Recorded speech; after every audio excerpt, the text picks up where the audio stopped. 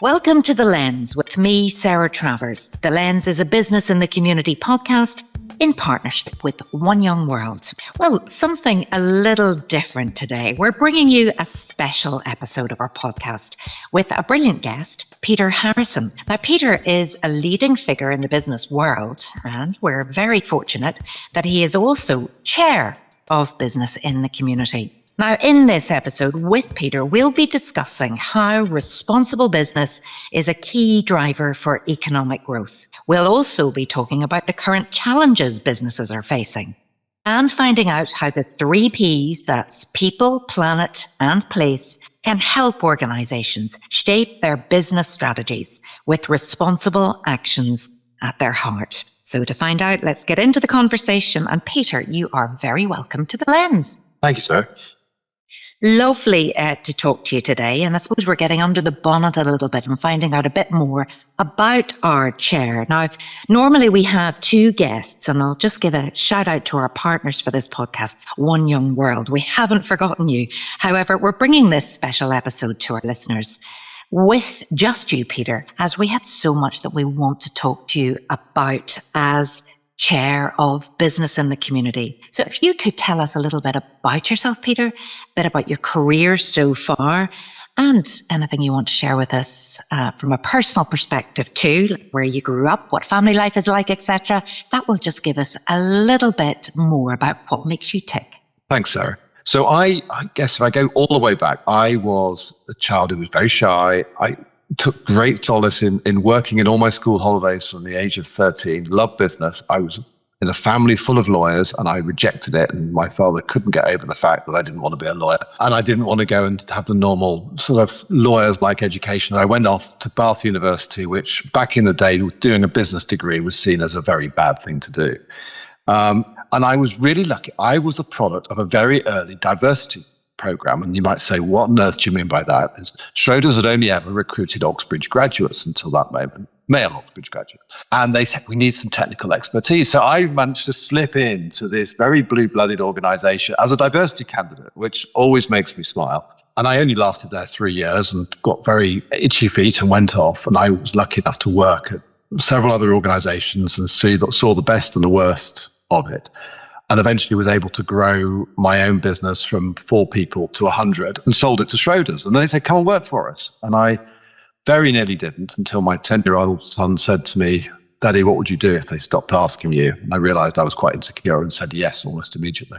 And went back and spent 9 years running Schroders, which during that period, we doubled in size. By the end, we were looking after $1 trillion of other people's money. So a position of trust, I think, is probably the thing which lives with me most. I am a bit of an introvert.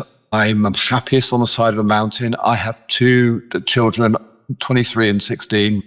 Been married to my lovely wife for over 30 years. But more important relevant to this is both my children, I think, are really struggling with the impact of business practices and failed market system. My son had very serious Crohn's disease, which is largely a product, I think, of ultra-processed foods. And my daughter, deals with all the mental health challenges of the technology businesses of today. So I feel this very viscerally in home life as well as anything else. So I put that out there. It's a rather personal thing, but I do think that we come in contact with these things every day in ways, and we don't always tie it back to business practices and market failures, but they're often related.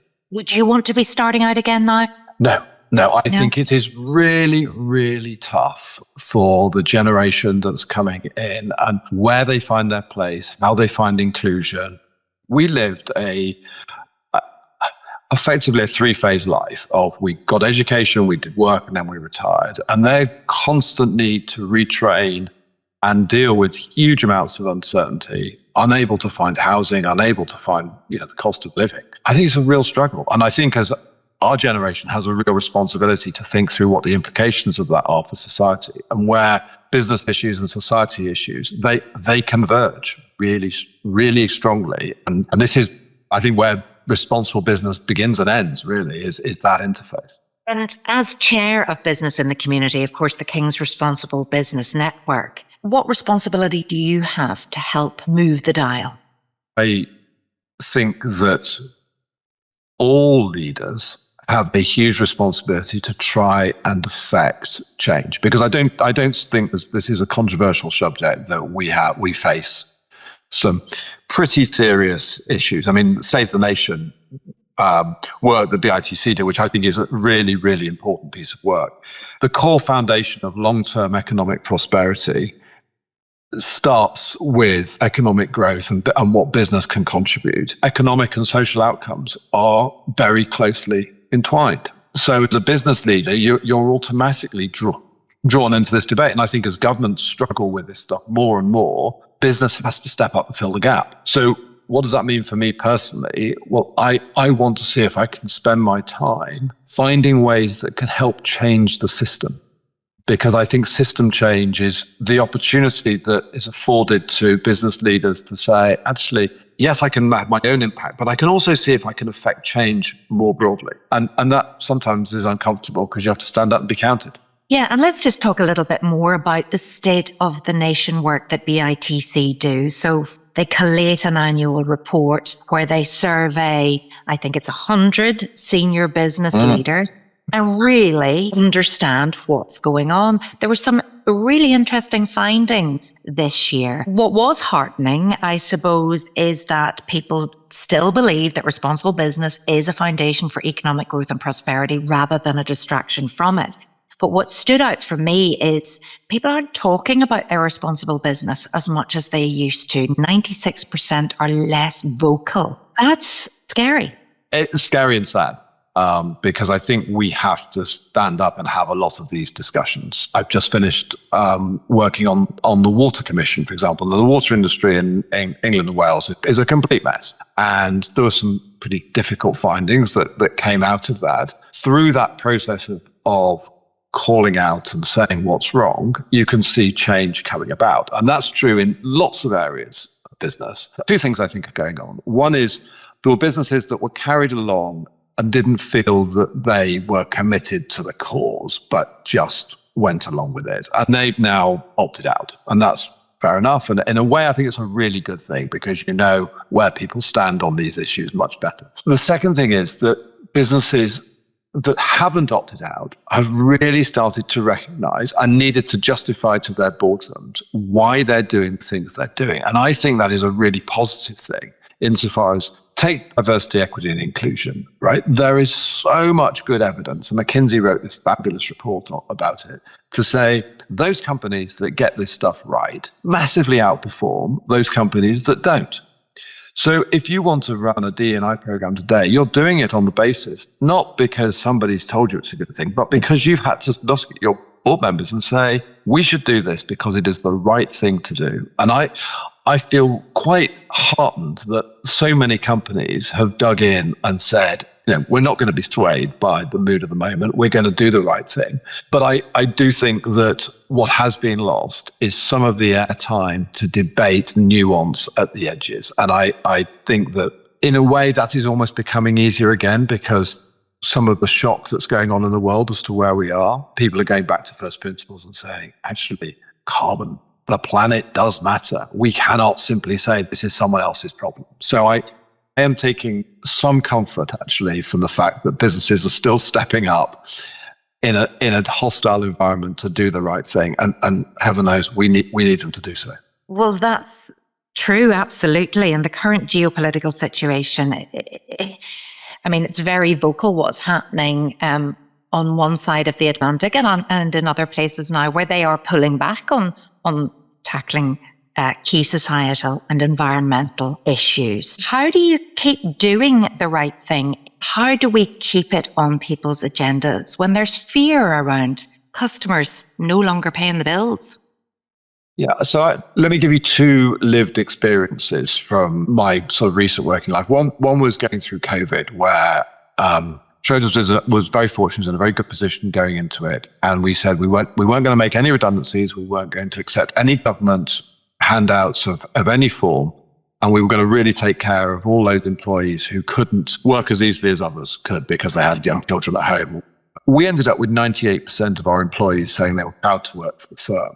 So when it came to coming back to work, we came back and hit the ground running so quickly that the business did so well out of it. And everybody would look back and say, doing the right thing paid off. And that generation of leaders would say, it's really simple. You do the right thing and you become a better business. I chair a business called Morgan Sindall, which is a big construction and fit out business. We measure our social value really closely, and we win large amounts of new business based on the social value that we've created for firms. And we have better margins than our peers. We have a fantastic culture, and we keep on growing despite the amount of tons of concrete poured in the UK declining every year by dint of doing the right thing. And I think those that see that and feel it understand that this is not a choice. This is way of doing business well. I mean, there isn't a negative to it. It's actually an opportunity. And it takes some lived experiences for people to do it. I feel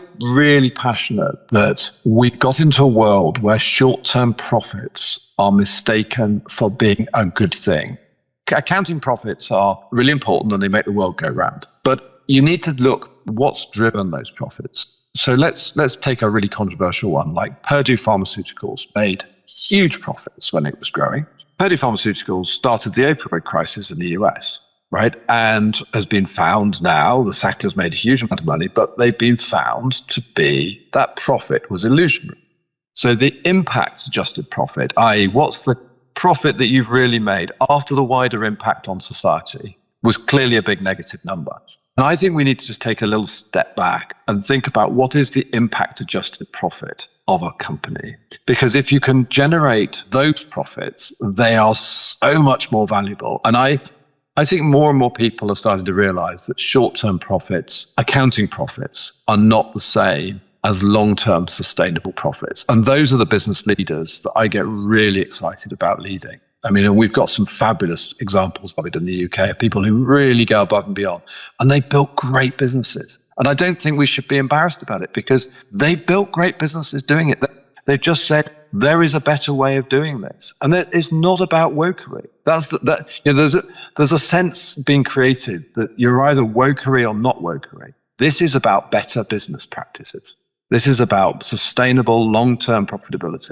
But you understand why many businesses are perhaps adopting a risk-averse approach just while there's so much uncertainty around. However, when we hear about the bold people who are speaking out, more vocal about their commitments, it inspires others. And I suppose that's what business in the community does for people. It's a convening part. I mean, there is nothing more uplifting than breakfast I will do with business leaders when they start coming out and talking about the things that, Sean Doyle, who runs one of the most complicated airline groups in the world, he'll come out and say what he's doing, or Paul Lewis at Linklaters, and you think, wow, these are things that you never knew were going on in these businesses. And you do leave with a hop, skip, and a jump because it is easy to be depressed. But, I think the media cycle, we want to be in this sort of slight doom loop at the moment, but there are so many good things going on that we sort of don't celebrate enough. And if we think about those 3 Ps that business in the community urges businesses to always think about: people, planet, and place, especially if we look at the communities where people are. The State of the Nation report, well, it was quite hard-hitting when it came to the mismatch between communities and businesses, that we need to be doing more and understanding what's needed in these communities. So I think it's a really, really interesting point that I think business understands planet, can measure its emissions, it can understand and see what climate change is doing to different businesses. And people is effectively what businesses do. They are very focused on, have we got enough apprentices? Have we got the right training? Have we got a workforce which is skilled enough? Are we investing enough? So I think business is very, very conversant with those first 2 things and tends to get them more right than wrong on balance, because there's some choices to be made. And I think the government has intervened in things like the wind industry to create a new cycle of investment into green power. And so there's some good stories. I think you're absolutely right that when it relates to place and community, business doesn't have the legitimacy often in a city or a place to really create an impact on communities. And business is regarded quite skeptically, even cynically. And I think what BITC really can do is bring together the different components that, it's very hard. I mean, look, we all choose Blackpool as a case study, but you could lose lots of other places around the country. You need to bring together local government, local community leaders, local businesses, national businesses, possibly central government, and get them all around the table in order to help change that community. And I think businesses' lack of legitimacy at that table means they often don't do it. And it needs a BITC to create that engagement. And I look at the fantastic work Aviva is, for example, doing in job starts. And we've been a partner to them in creating something, but they really feel now in each of the places where they operate, they can have a positive impact. And I think that convening is misunderstood as an opportunity. And those seeing is believing visits, they are just so powerful, aren't they, as well, with understanding the need that is out there rather than thinking, oh, I know it all. It's only when you immerse yourself in one of those visits that you get to listen and learn. I couldn't agree more.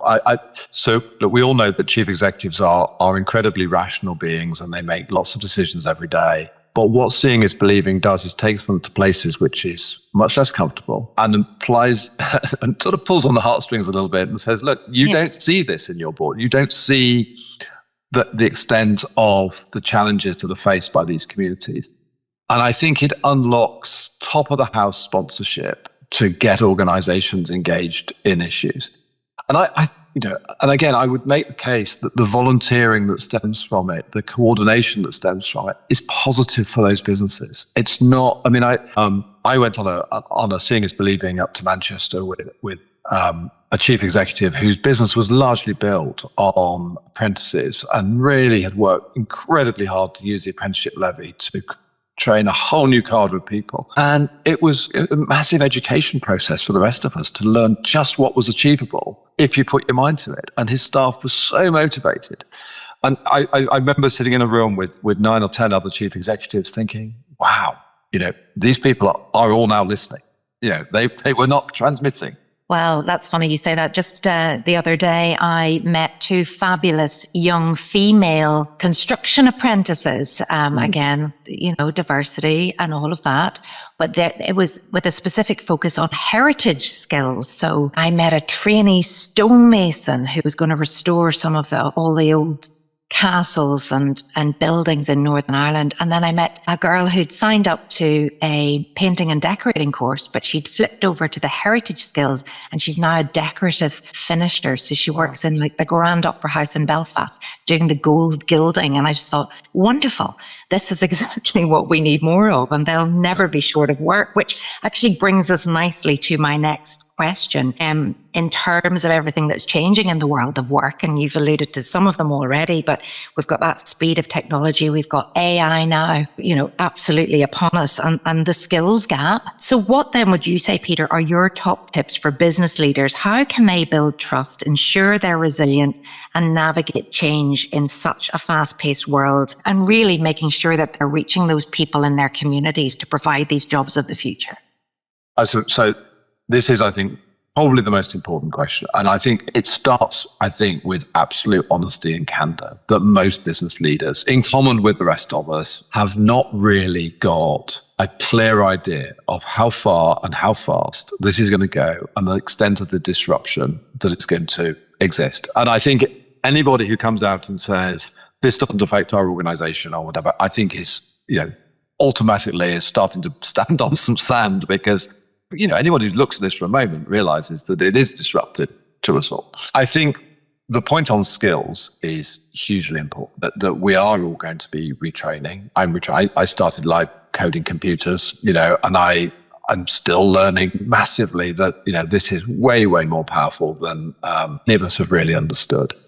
I think we're also going to have to be very clear that technology companies have created products which are hugely addictive, and they are potentially creating, through making AI seem your friendly emotional support tool and all the rest of it. I really worry that the next big scandal will be the extent to which the damage that they've done. So Jonathan Haidt wrote a fabulous book the other day called The Anxious Generation. And basically what it charts is teenage anxiety, teenage suicides, teenage self-harming, and the correlation with the advent of the smartphone. And it was the move which started so many schools to have a look at whether they should be allowing phones in schools.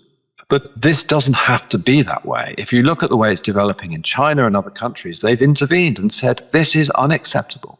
And I think we need to be saying to our politicians, we don't want an AI environment. We don't want a technology environment, which is going to do the damage which is doing to our society today. And I think, that needs to become a way bigger issue. And that has to come from people, not just from business. That has to come from across the spectrum. So I think business leaders need to stand up about that. They need to be very honest about their firms. But they also need to recognize that their business model is probably going to have to change quite radically. And they need to start investing in the trust and understanding of their workforces to enable them to change their business model. Because change is hard, change is uncertain, and to take your workforce with you, you're going to have to be really deliberate about it. And I fear at the moment, we look a little bit like the lemming which has run over the cliff and our feet are still going massively, but we're not accepting there's a big drop below us. But is that not the case that, that people, they hear what you're saying, but they still don't know exactly what to do? No, but I think that's, we don't, you're right.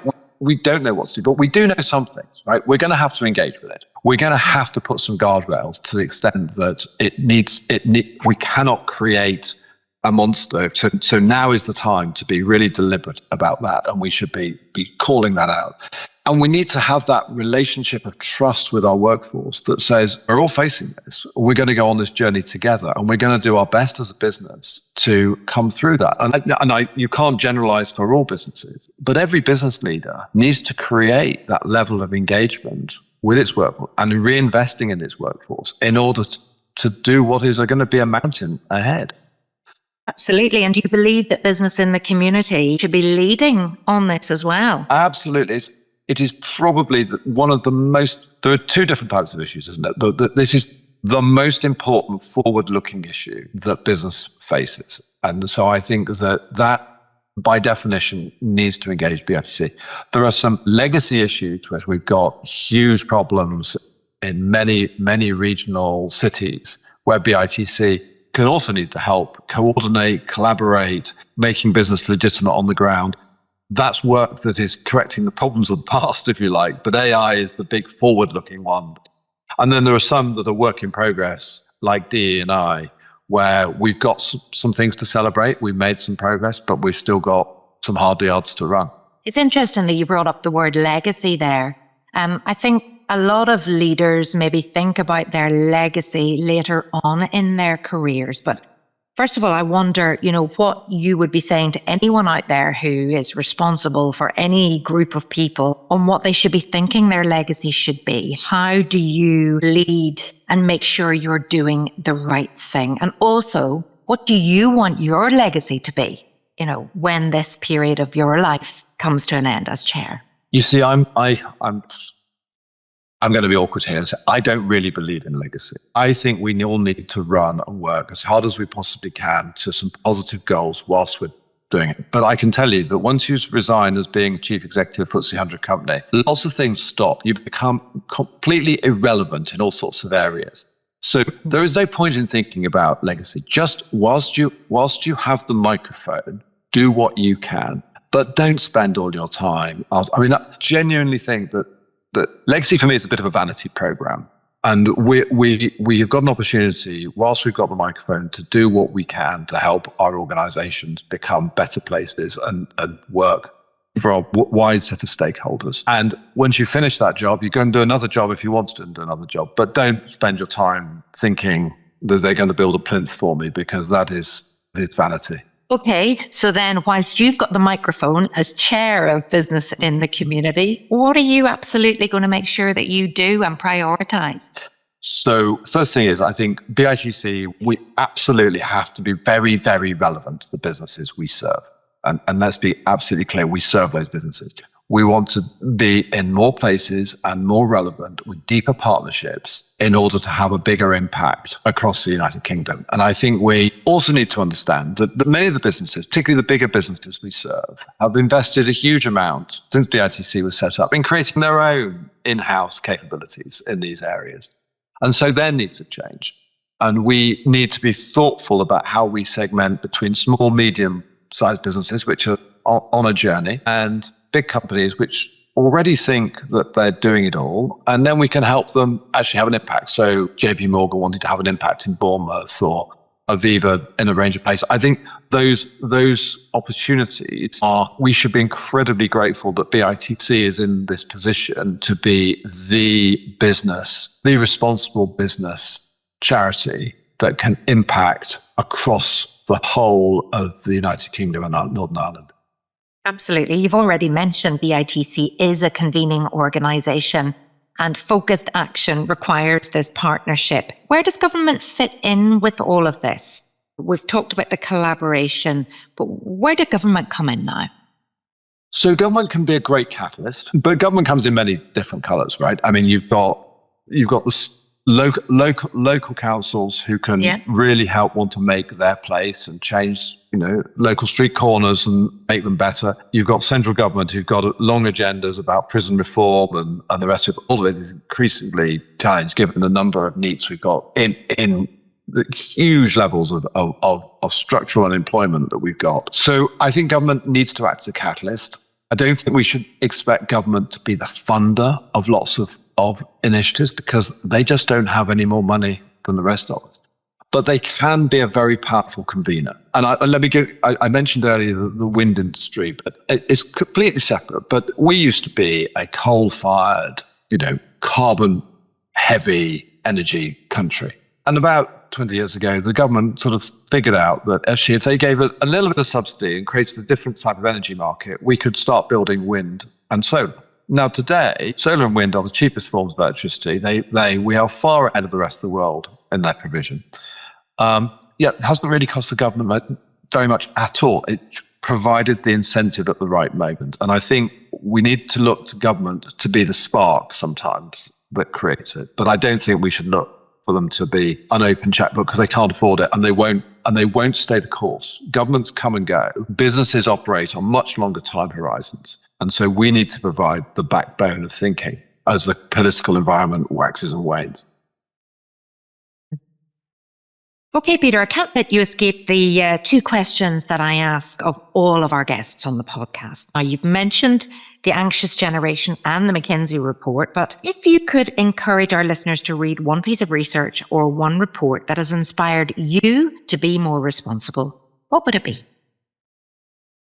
So I don't want to not let anybody read the McKinsey report and the anxious generation, because I think they're two really, really important things for business leaders. But I want to come back on this point on AI, and I'm going to go podcast, if I may, because I've given people a lot of reading already. So the podcast is on something called A Diary of a CEO, is the podcast series, and it's a conversation with a man called Tristan Harris, which is about the development of technology and what AI is doing and what its implications are. Because I think that this is an issue which affects us all. It affects business leaders massively. It is all about how we can be responsible leaders of the future. And they would argue this is also an existential issue.